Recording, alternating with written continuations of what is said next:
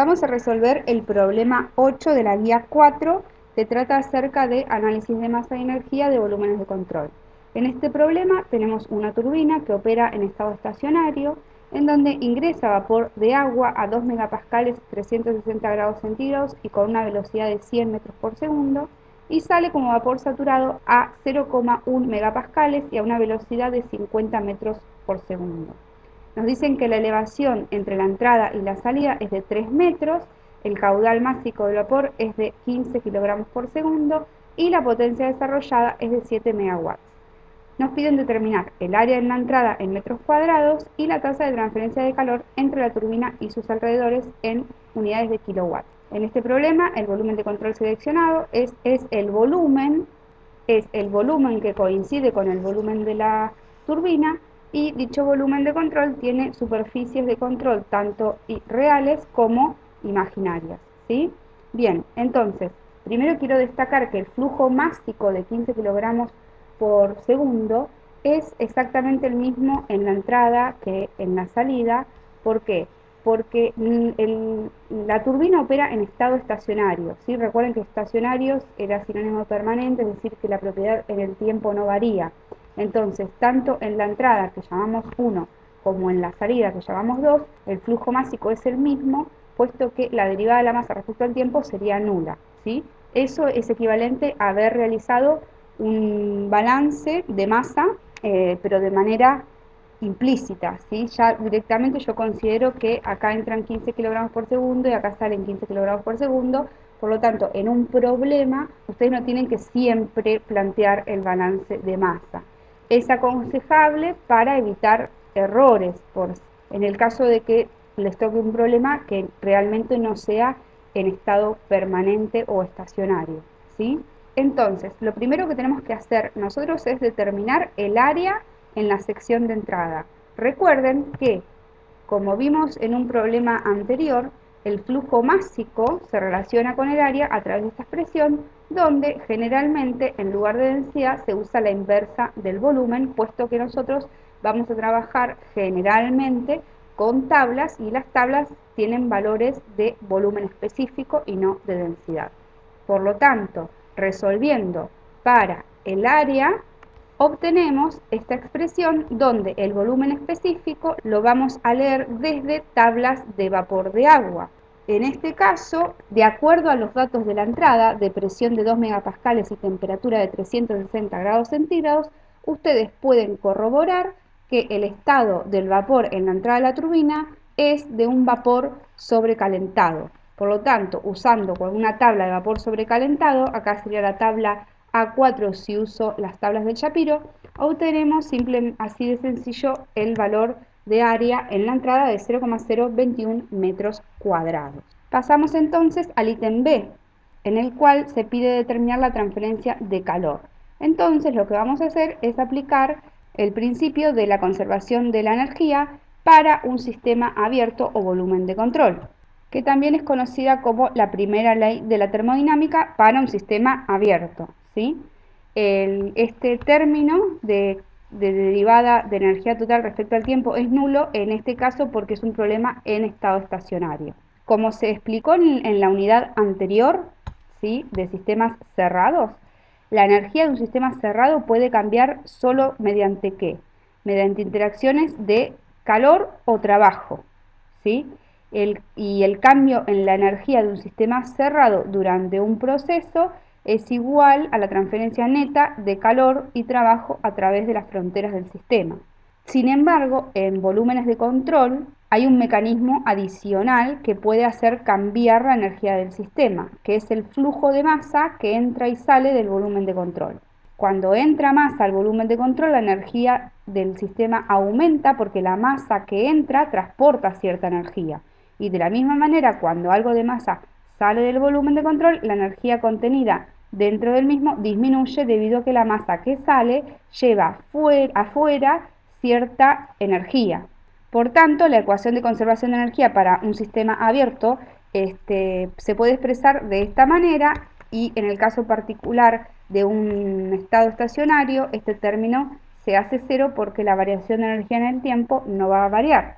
Esta expresión da cuenta a un problema donde podría tener más de una salida y más de una entrada, por eso hay sumatorias. Pero en nuestro problema, que la turbina tiene una entrada y una salida, estos términos se hacen únicos y resolviendo para el calor, tenemos que la transferencia de calor es igual a la transferencia de trabajo más el flujo másico por todo este término en el cual tiene contribuciones de entalpía, energía cinética y energía potencial. Vamos con el primer término de entalpías. ¿Cómo obtenemos las entalpías de entrada y salida?